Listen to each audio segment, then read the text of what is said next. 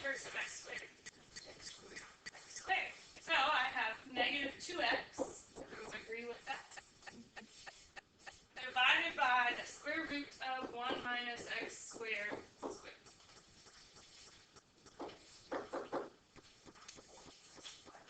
That's how you use the rule. So if you were stuck on last night's homework, does that help? Yes. That's how you do the cosine inverse rules. Now, I don't like to show you a rule without showing you where it comes from. So I'm going to do one proof of where sine inverse derivative comes from. But you're just going to use the rule. Just like you to kind of see where things fit. Those of you who go on in math will appreciate that. So I'm going to show you why the derivative of sine inverse is what it is. We know it's that rule on the calculus over. Well, I mean, you could make it x to the fourth, but not a whole lot else we could do to it. Now there are some on the homework that you could simplify, but this one there's just not a whole lot to simplify.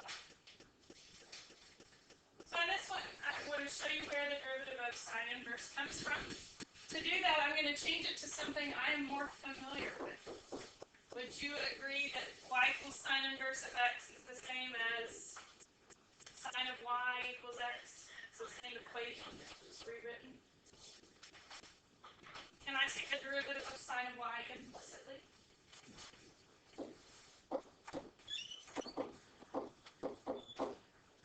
And so y prime is 1 over the cosine of y.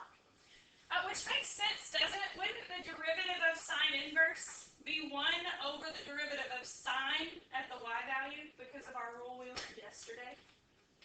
That makes sense, right? Because of the derivatives of inverses thing. But that's not the rule that's on my sheet, is it? So how do I get there? So that's where I have to determine what y is.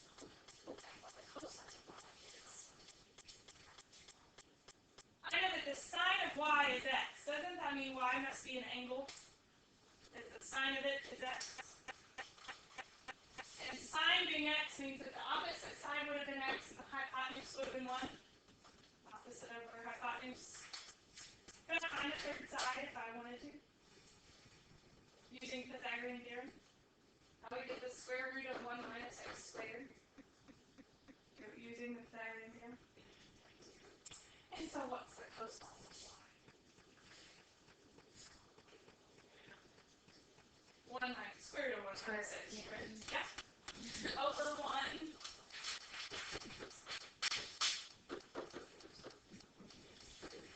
So that's why the rule is what it is. Why does the u prime come into the rule? Because this one does not have a u prime. What is the u prime on top, really?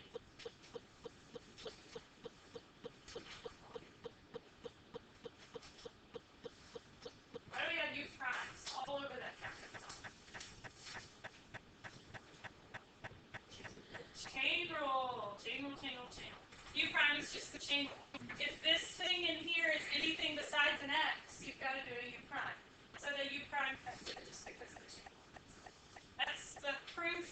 If you forgot the rule and you ended up on an AP Calculus exam, you could go through this. I hope you don't, but you could. It does work to do it implicitly. Calculus helper for the rest of your trig derivatives. I want to show you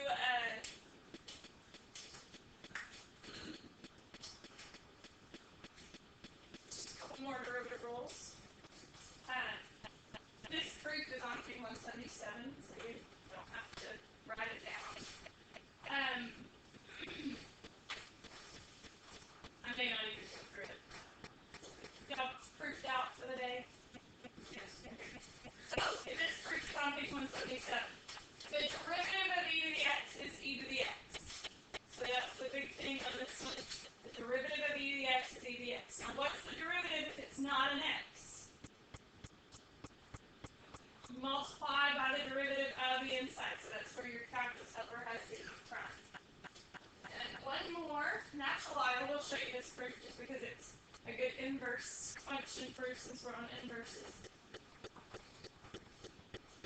So I'm going to show you that the derivative of natural log is 1 over x.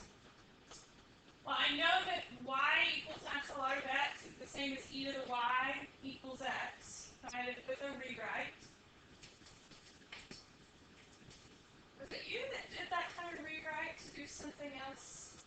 Yeah, it was on that. You remember that weird yucky problem on the last homework we did that I said was just a mean problem, that e to the y, they changed to the sign of x? She actually worked it by rewriting it as a logarithm, and then the answer ended up being correct with the, she didn't have to do the change in it. So she didn't have a trick like this when she didn't see the e to the y equal the sign of x. It is useful to have some algebra skills. So this derivative would be e to the y times y prime. So y prime would be 1 over e to the y.